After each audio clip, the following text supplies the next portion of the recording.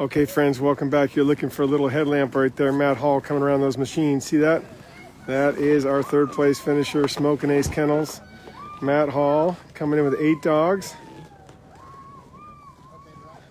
There he is making the turn. We'll see the dogs right now. Let us know where you're from, who you're cheering for. If you're a musher, let us know where you mush. Look at that. Looking great. Matt Hall, third place finisher 2022, Copper Basin. Oh yeah.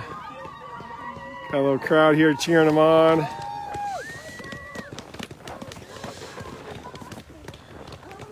Nice job. Smokin Ace. Let's see if we can get you okay. There is the complete shot right there. Lead dogs. Frisky, turning around, checking stuff out.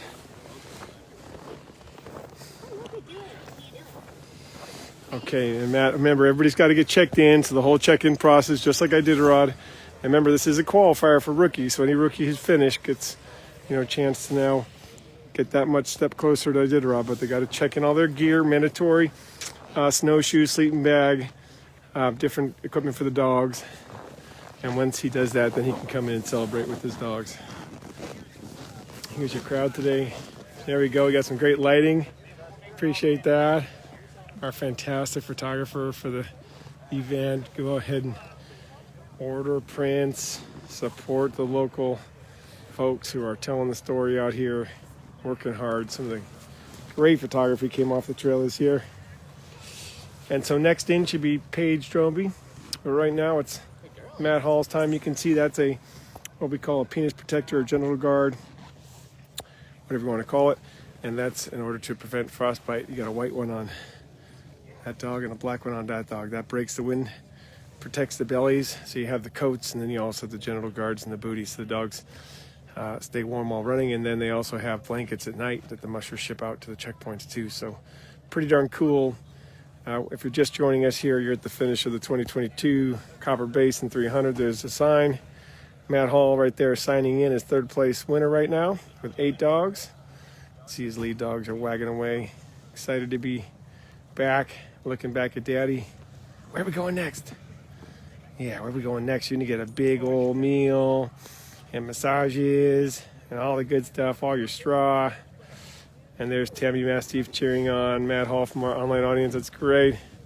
Super proud of Matt. He works really hard up in the Salcha area, and his family, his father and mother, the whole family's involved in mushing and taking folks on experiences. Congratulations, Matt. There's your screenshot, folks. I'll try to get you more of the team there. There we go. There is your screenshot. Go ahead and capture that screen, share that. You can go ahead and give us credit, but it's all yours. Look at that. What a great moment. Nice job. It's nice. The camera's working just beautifully. There's Matt's girlfriend and handler helping out right there. The dogs are like, snack time. Look at those eyes. It's snack time.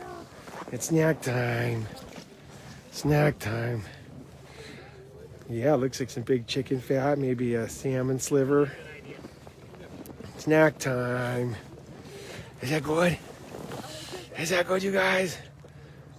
Yeah, how about 10 more 1,000 calories? You deserve it. Great job. There's the snacks. Dogs eat 10,000 calories a day. They snack all day long.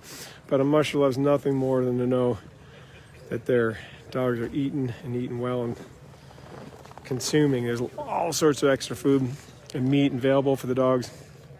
They never go short on these races these days. The mushers bring a really great amount. There's another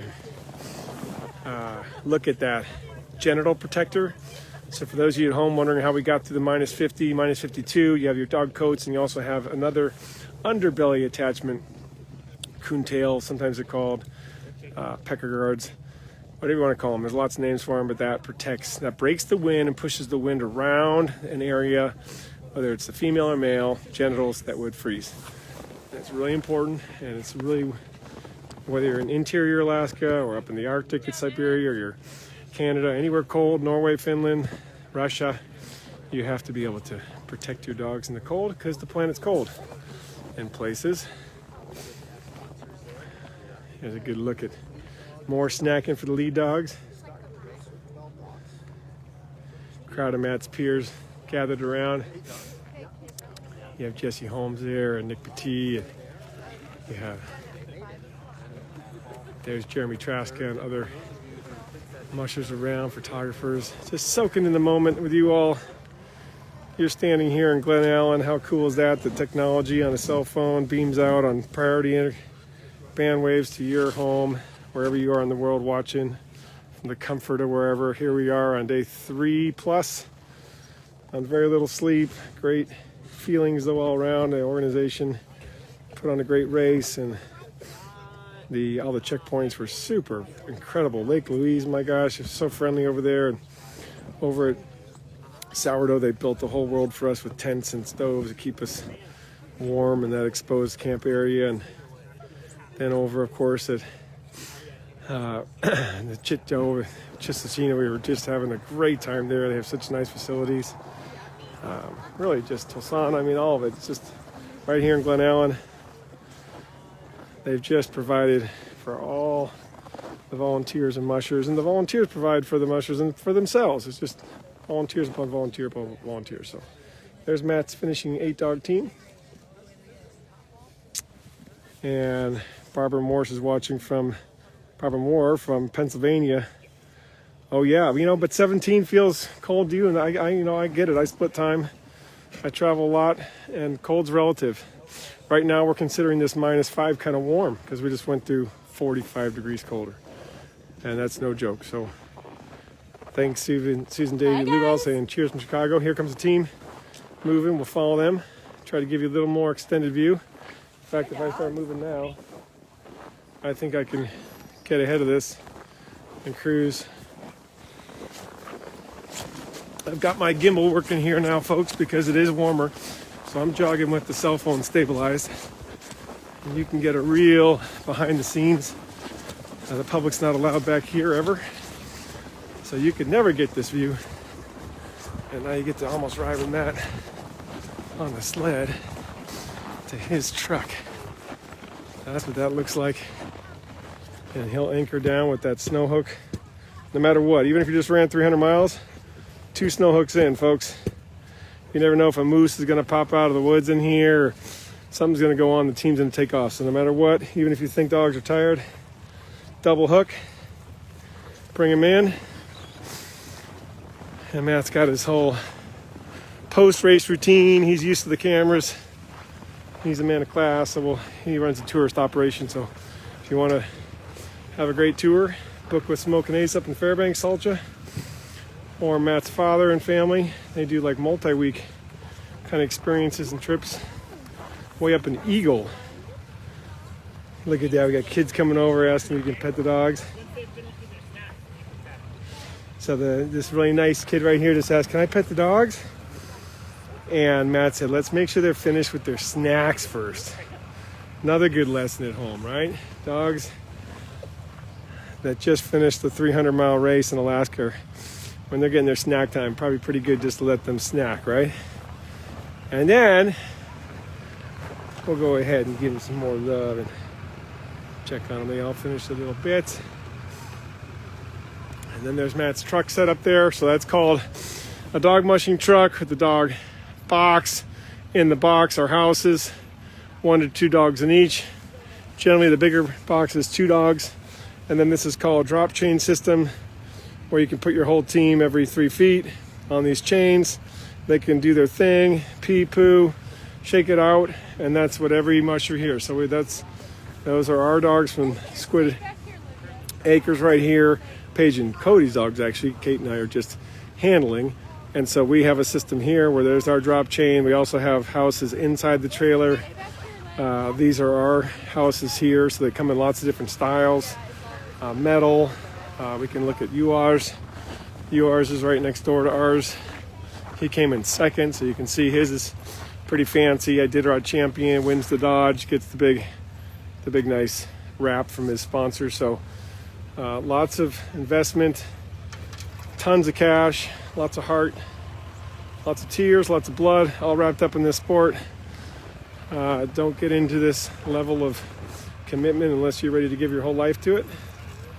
And you can always start with 1 and 2 dogs, and that's what we encourage at the Alaska Dog Center. Do what you can to make sure you have dogs in your life, make sure you can handle them, and then maximize your enjoyment.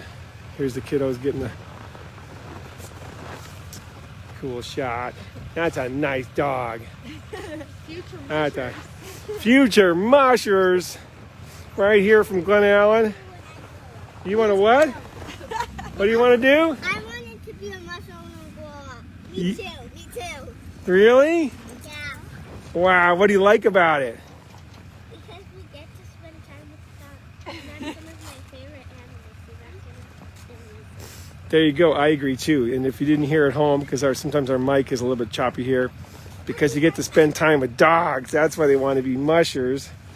And dogs take a lot of work, don't they? You have a couple at home, I'd imagine? I have one. Mom, you have any dogs? Yeah, and we have one. We must the golden retriever at home. Oh, good. We get booties every year. Yeah? You guys are really cool. And is Glenallen your home here? Yeah. All right. Good call. Right on. I live over in Willow, right where the Iditarod starts. Yeah, right on. Yeah. So if you're ever in Willow, you can come and see our dogs. We have some Eskimo dogs and Alaskan Huskies and Siberians. Where do you live in Willow? We live at the dog center, so you can come and you can play with our dogs. Just like you're doing right now. You can check them out. You can say hi to them. See, this guy's got leggings on. You know, those leggings protect his legs from the snow. And so his legs don't get beat up. So that's pretty neat. Those little red guys right there. Those are leggings. So they have a lot of work to do because they have to take all this gear off. Then they have all the gear to sort and separate into bags. We just did ours. They got clean booties and dirty booties and clean coats and dirty coats and dog food and musher food. All has to be separated back out. Hand warmers, headlamps, batteries, extra gloves. All the gear you bring on your trip. Look at that. Sled dogs are really, really often super gentle. They're incredibly intelligent. In the back. So is this like a whole family? It's like a whole family. I was going to say. Yeah, it's a whole family.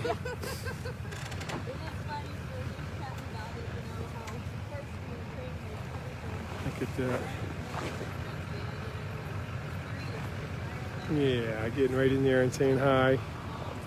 Dogs are so sweet.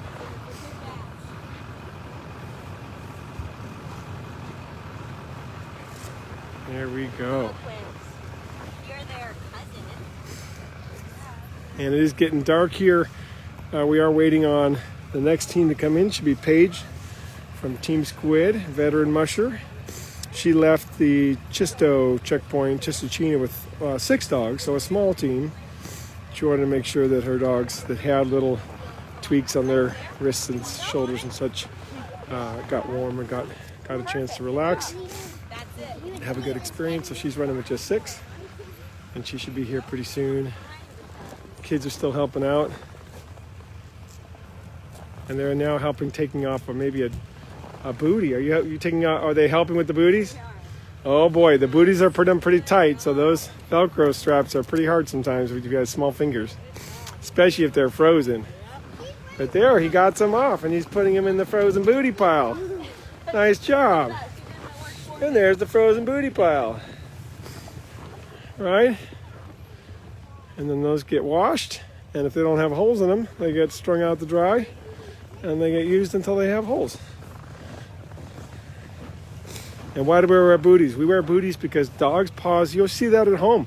I mean, for all you have had weather across the country this winter, and your dog walks out and like picks their paw up and says, looks at you like, that hurt. The snow has little mini ice, razor edges in it and things that can cut and draw blood, and dogs' paws have a ton of capillaries and a lot of blood flow. It's a really important function for them. Their paws help keep their bodies warm and keep everything moving, and so booties are essential and required gear, and the dogs need them. They can't run without them for too long, and you change them about every between 40 and 100 plus miles, depending on how much you can get out of your booty, the conditions of the the trail and what have you. But sometimes in Alaska we have, rain on top of snow, and that creates a huge amount of ice on our trails. We had that event happen in December this year, and then you're just really worried about the paws, and you might even go with a thick fleece booty, a super thick fleece booty. And hey, we just got joined on our audience by Andy Pohl. He's an Iditarod veteran here from Kennel. Welcome, Andy. Andy's also the only human who's ever mushed to Nome, fat biked to Nome, and snow machined to Nome. There's only one human that we know of who has done that. That's Andy Pohl. Many fewer people finish the Iditarod than climb Everest, and then even fewer people fat bike, snow machine, and dog mush to Nome from Kennel.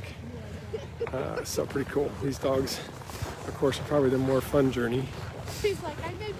Although I went with Andy on the snow machines. I know we had a good time, but the dogs, look at that, more loving going on. Incredibly patient. The dogs know that they'd rather go to their houses here soon. They've been used to curling up and camping and waiting for their straw and everything, so there you go. Okay, I'm gonna go ahead and swing you around, show you one more view. There's our drop dogs. That's who I'm gonna go visit here soon. So we'll go ahead and come back on here from when Paige comes up here in a little bit. Should be about another 40 minutes. We'll go ahead and come back on, and we'll get you some more finishes. And then after Paige, I do have duties. I'll show you what my duties are so you know, since you're still with me, and I appreciate you staying interested. I could talk all month, all year about this lifestyle. It's an amazing one. Hi, babies. How are you guys? Look, I'm good, huh?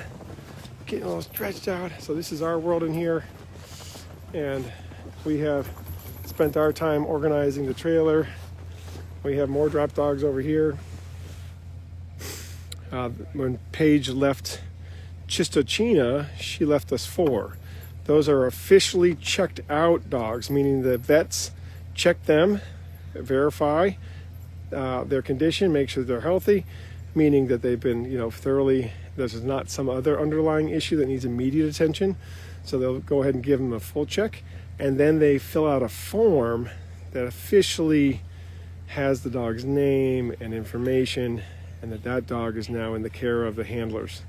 So remember, you can't be a musher and come to an event without a group or a small army or family that's willing to help you, willing to be there for the dogs, take care of all the poop, all the drop bags, getting all the bags ready, all that stuff. So if you're planning on getting into this eventually, you definitely want to have a good community around you, and that's why most of us, a lot of us, live in mushing communities like all of Alaska, or parts of Minnesota, parts of Wisconsin, Michigan, up in Canada.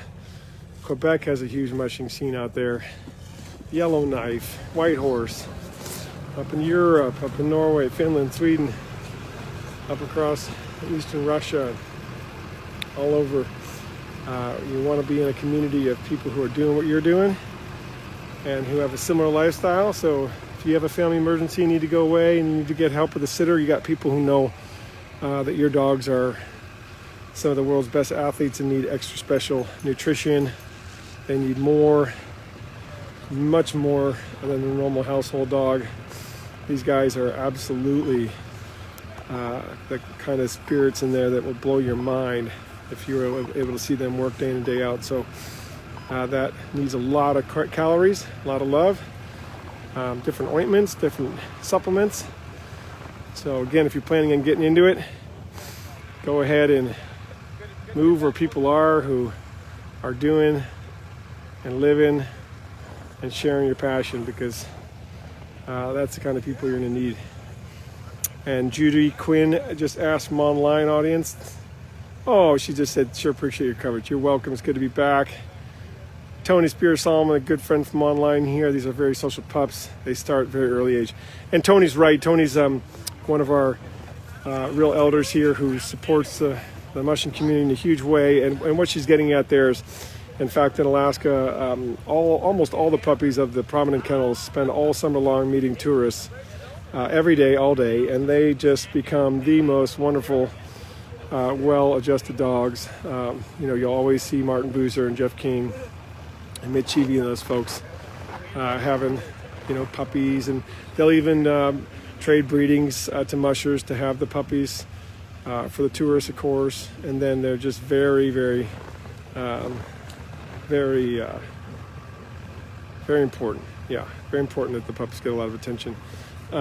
We do have in Alaska the concept of an elder is a word of honor, and it should be.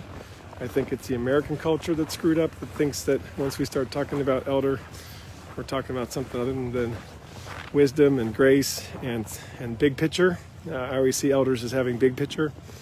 They want the mushing community to succeed and have a good depth to it, and have good junior mushers coming up and good handlers that come here from all over the world. And they do. The mushers do have good handlers that come here from all over the world. And we do have a good program, but it takes all age groups, whether you're up and coming or you just enjoy the community or you've been here, done that, to support the races, sponsor a dog, come out when there's an event near you, share the feed, participate, ask questions, all that kind of stuff. It really matters because it is a small community that invests a disproportionate amount of their income to take care of their canine athletes. And it often leaves them without the kind of means that some of you have who didn't take on owning 50 sled dogs. Good free will choice. But 50 sled dogs cost quite a bit per year. So help them out, help the dream stay alive, that we have dogs that are reliable when our machines break, that we have a way to continue to travel across the landscape, because that matters. It matters a lot. And these genes are precious. And when you get to spend more time with them, you too will be absolutely in awe. And they keep you inspired. Yeah, you get that. You get those snacks. Okay, I gotta get ready for Paige, folks. You'll see me back here in just a few minutes. Whatever your tracker says for when Paige comes, come back. And thanks for all the support. Thanks for everybody who's kicked down a coffee or more. I haven't been able to get into my computer that much. We just got back to base today, so I'll be trying to put all these videos on YouTube. I try to get them over there as an alternate platform and an archive. And of course, there's just tons of hours of work to do behind the scenes, and that will start here tonight in the hotel. So thanks so much for being here. Really appreciate you guys. And yeah, let's wait for Paige. Let's cheer her on.